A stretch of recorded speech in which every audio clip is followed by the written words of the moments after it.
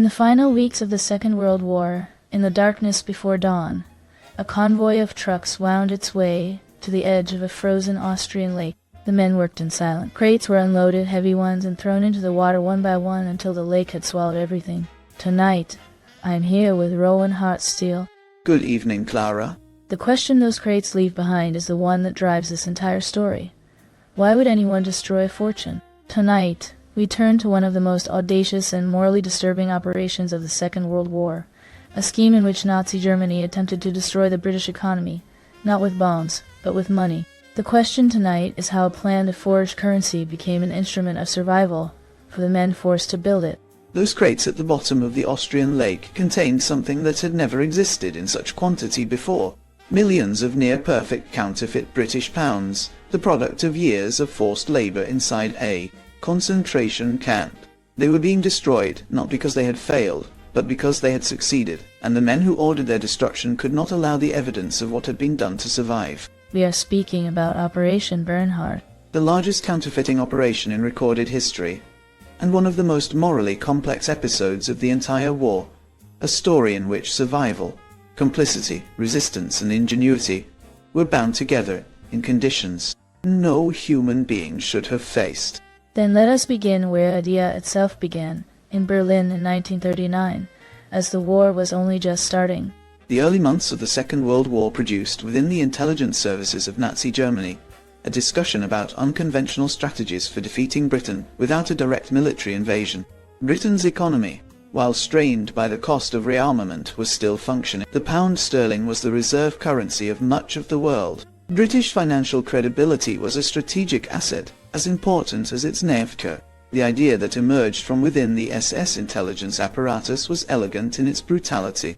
If counterfeit British pounds could be produced in vast quantities and flooded into the British economy, the resulting inflation and loss of confidence in the currency could destabilize the nation from within. So the weapon was trust itself, the trust that makes money function. Exactly. Money only works because people believe in it collectively. A currency that cannot be trusted ceases to be currency. The plan called for the production of billions of pounds in counterfeit notes, to be distributed through neutral countries, dropped from aircraft over British cities, and fed into commerce through agents operating across Europe. The ambition was staggering. The practical difficulty was nearly as large. So a British pound was a particularly difficult target. Yes. The Bank of England had developed its notes over centuries with security in mind, and by the 1930s they incorporated multiple layers of protection that were extraordinarily difficult to replicate. The paper itself was the first challenge. British banknote paper was made from a specific combination of linen and cotton fibers, produced exclusively by a single papermaker called Portals, and it had a distinctive feel and weight that trained hands could identify immediately. Embedded in that paper was a watermark, a tonal image visible when held to the light, created during the manufacturing process and essentially impossible to add afterward. The engraving on the notes was extraordinarily fine, with lines so delicate that any slight imprecision was immediately visible under magnification. So each note was itself a technical object of considerable complexity. Yes. And the first German attempt to solve this problem, an operation called Operation Andreas, begun in 1940, demonstrated the scale of that difficulty. Operation Andreas was run by the SS and employed professional printers and forgers. The paper they produced looked plausible to the untrained eye, but it failed to pass scrutiny from anyone who handled currency professionally. The watermarks were wrong. The serial number sequences were inconsistent. The feel of the paper was detectable as artificial. The operation stalled. So professional forgers could not solve a problem that required something beyond ordinary forgery. Exact. And it was Heinrich Himmler, the head of the SS, who made a decision that transformed the operation entirely. In 1942, Himmler authorized a new version of the operation, named Operation Bernhard, after its operational commander, SS Major Bernhard Kruger. The goal had also shifted. While the original dream of collapsing the British economy had never entirely disappeared, the more immediate and practical aim was now to use convincing counterfeit currency to fund Nazi intelligence operations, bribery, and black market purchasing across-occupied and neutral Europe. So the operation became an intelligence funding mechanism as much as an economic weapon. Yes, and the key innovation of Operation Bernhard was the decision about who would do the work. Kruger recognized that solving the technical problems of the British pound required not ordinary forgers, but people with genuine expertise in the specific fields the operation needed: paper chemistry, intaglio, printing, engraving, banking, and document authentication. He found those people inside the concentration camp system. The SS searched the prisoner records of camps across the Reich for individuals with relevant professional backgrounds. So, the expertise the operation required was located among its victims. Yes.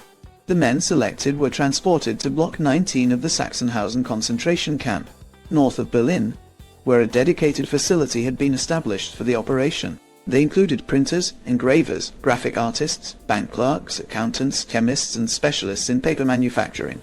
Most were Jewish. All understood clearly what would happen to them if they were no longer useful. The conditions in Block 19 were deliberately different from the rest of Sachsenhausen. The prisoners received better food, their own sleeping quarters, access to tools and materials, and relative physical safety. So, they were treated better than those around them. Yes. And this is the moral complexity at the center of their story. The better conditions were not a gesture of decency. They were a maintenance requirement. A starved engraver cannot produce work of sufficient precision. A malnourished chemist cannot solve problems of paper composition. The prisoners were kept alive and fed, because the operation needed their minds and their hands to function at the highest level. That calculation was entirely cynical. So usefulness was the only protection they had. Yes, and they understood this completely. Their survival depended on remaining indispensable. Under those conditions, the prisoners applied themselves to the technical problems of the British pound, with remarkable results. The paper problem was addressed through chemical analysis of genuine British notes, which allowed the composition of the fiber to be determined and approximated using available materials. The watermarks were solved through a painstaking process of reverse engineering, studying how the genuine watermarks were structured, and then developing paper molds that could replicate their pattern during manufacture. So they rebuilt the manufacturing process itself, working backward from the finished product? Yes. The engraving was perhaps the most demanding element. Master engravers among the prisoners worked for months to produce printing plates whose lines were indistinguishable from the originals under high magnification.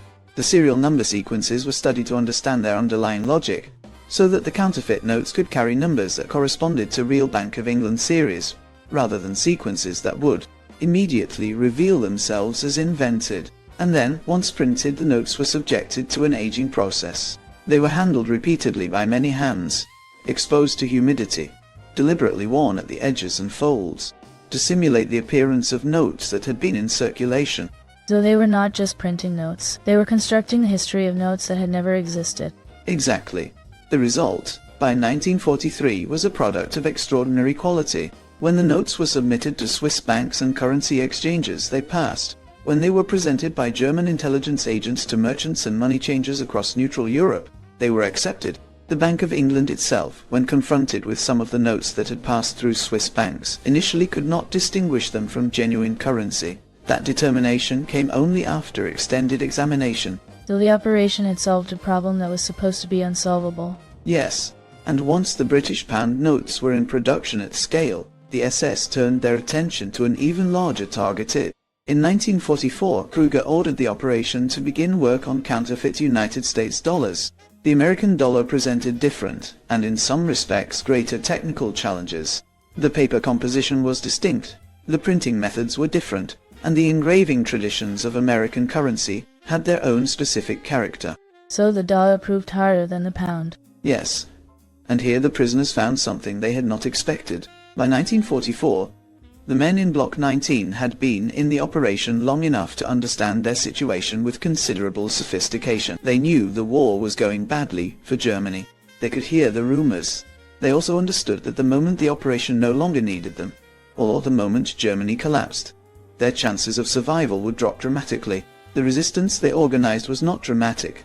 It was precise and patient. They slowed the dollar work deliberately, reporting technical problems that were real enough to be credible, but that they themselves were qualified to solve much faster. So they stretched the problem out to extend their usefulness. Yes, this required enormous nerve. A suspicion of deliberate sabotage would have been a sentence of immediate death. They walked a line between appearing to make genuine effort and ensuring that satisfactory dollar notes were not produced before the war ended. The dollar counterfeiting program was never completed. The men had bought time, and time was what they needed. So the survival strategy was the operation itself. As long as the problem remained unsolved, they remained necessary. Exact. But by early 1945, the external situation had made that strategy increasingly fragile. Soviet forces were advancing rapidly from the east. Allied armies were crossing the Rhine in the west. The German state was contracting toward its final collapse. The SS began the process of destroying evidence. Printing equipment at Sachsenhausen was dismantled. The plates were taken. The remaining notes, along with the records of the operation, were to be eliminated. And the prisoners themselves were to be part of what was eliminated. Yes. Orders were given that the men of Block 19 should not survive to testify about what they had witnessed. In February of 1945, they were loaded onto trucks and transported in a convoy that moved south through the dissolving Reich, through chaos, through roads filled with refugees and retreating soldiers. They were taken to the Mauthausen concentration camp in Austria, and then further to the Ebensee subcamp, where the original intent had been to carry out the final disposal of everyone who knew about Operation Bernhard. And then something unexpected intervened. Yes, the transport carrying the equipment and materials, including the crates of counterfeit notes, broke down near the Austrian Lake District. The SS officers responsible for the final stage of the operation were caught between competing pressures: the need to destroy evidence, the breakdown of the convoy, the advancing Allied forces, and the general collapse of the organizational structure they depended on. The decision was made to dump the crates into the Toplitzsee and Grundlsee Lake. The order to eliminate the prisoners was not carried out. In the disintegration of the final days, the execution simply did not happen. So, a mechanical breakdown and the collapse of the system that had imprisoned them left an opening that saved their lives. Yes, American forces liberated the Ebensee camp in early May of 1945. The surviving prisoners of Operation Bernhard were among those freed. They emerged from the camps having survived one of the most calculated and cynical exploitations of human skill in the history of the war. Some spoke afterward, some could not. The moral weight of what they had been compelled to do, producing currency that funded the very apparatus that imprisoned them, was not easily set aside. Before we close tonight, let us take a brief pause and welcome Margaret Evernight. Margaret, for those who want to follow the full story of Operation Bernhard and the men at its center, where would you invite them to begin? Thank you, Clara. In this case, the most direct path is also the most important one. I would suggest beginning with Kruger's Men by Lawrence Malkin. So this focuses specifically on Operation Bernhard, rather than on the broader history of the war. It is the true story of Operation Bernhard, revealing how Nazi Germany created the most sophisticated counterfeiting operation in history, and the prisoners forced to make it possible. Malkin conducted interviews with survivors and worked extensively with documentary sources to produce an account that takes both the technical and the human dimensions of the story with equal seriousness. Is it suitable for a reader without a specialist background in the Second World War? It is written for a general reader and moves with the pacing of good narrative history. Malkin never loses sight of the human beings at the center of the story, and that is what gives the book its lasting weight. So reading it gives you the operation and the people who were consumed by it. Precisely. And in a story this morally complex, the people are the only part that finally matters. Thank you, Margaret. That is a thoughtful place to pause tonight. Thank you, Clara. It was a pleasure. The post-war fate of the key figures in Operation Bernhard reflected a pattern familiar from other aspects of the Nazi intelligence world. Bernhard Kruger, who had designed and run the operation, was arrested by British forces after the war. He was held for a period but was never prosecuted. The British government's reluctance to pursue prosecution is believed to have been connected in part to the embarrassment of acknowledging publicly how close the operation had come to producing undetectable counterfeit currency. So the very success of the operation helped protect those who had run it. Yes, Kruger eventually returned to civilian life in West Germany, working in the textile industry. He lived until 1989, dying without having faced legal consequences for his role in the forced labor and exploitation of concentration camp prisoners. The divers who investigated the Austrian lakes in subsequent decades recovered crates of counterfeit notes in various states of preservation, along with printing equipment and records. The scale of what was recovered confirmed the historical accounts. The operation had produced an estimated £130 million in counterfeit British currency, spread across denominations from £5 to £50. So the sheer volume of what was produced was itself a kind of monument to what forced labor had been made to accomplish. Yes, and the Bank of England responded to the operation in ways that reshaped British currency for generations. In 1945, the bank withdrew all notes above the £5 denomination from circulation, declaring them invalid. This was a significant financial disruption in itself. Large denomination notes that British citizens and businesses legitimately held were rendered worthless overnight, unless presented for verification. The bank also undertook a fundamental redesign of its notes, introducing new security features that addressed the specific vulnerabilities Operation Bernhard had exposed. So the operation forced one of the world's oldest financial institutions to redesign its fundamental instruments. Yes, the long-term financial impact was difficult to assess with precision, partly because the counterfeit notes that did circulate were so well made that many were never identified. Some percentage of the currency that passed through wartime neutral Switzerland, Turkey, Portugal and Sweden was almost certainly counterfeit. The exact figure will never be known. What is known is that the operation funded genuine intelligence activities, genuine purchases, genuine bribes. The fake money did real damage, even if the catastrophic collapse of British financial confidence never materialized. So it succeeded in the narrower purpose while failing in the grander one. Yes, and this points to the broader lesson the story carries. Money is not simply paper. It is an agreement, a collective act of trust between people and institutions. When that trust is attacked with sufficient sophistication, the damage is not only financial, it is psychological. The knowledge that counterfeit notes of indistinguishable quality might be circulating in your economy changes how you relate to every note you hold. That uncertainty is itself a form of economic damage. So the weapon was doubt as much as it was deception. Yes. And the survivors of Block 19 also left a lesson of a different kind. They did not survive through heroism in any conventional sense. They survived through intelligence, through the careful management of what they knew, what they produced, and what they withheld. They survived through patience, through the understanding that remaining useful was the only protection available to them in that particular situation. So survival in that context required a different kind of resistance than the one we more easily recognize. Yes. There is a tendency, when we think about resistance in extreme circumstances, to privilege the dramatic gesture, the refusal, the act of open defiance. But the men of Block 19 demonstrate something less visible and no less courageous. The discipline to suppress urgency, to slow the work without appearing to manage their captors' perceptions over months and years. That discipline required continuous exhausting vigilance. And it worked. The dollar program was never completed. The men were alive when liberation came. So returning to those crates at the bottom of the Austrian lake, we now know what they contained and why they were hidden. Yes, they contained the evidence of an operation that had weaponized the labor of its victims against the foundations of an enemy society. They were buried because those responsible understood that what lay inside those crates told a story about what they had done, and a story they did not wish the world to hear. Operation Bernhard proved that even money, the foundation of trust in society, can be turned into a weapon.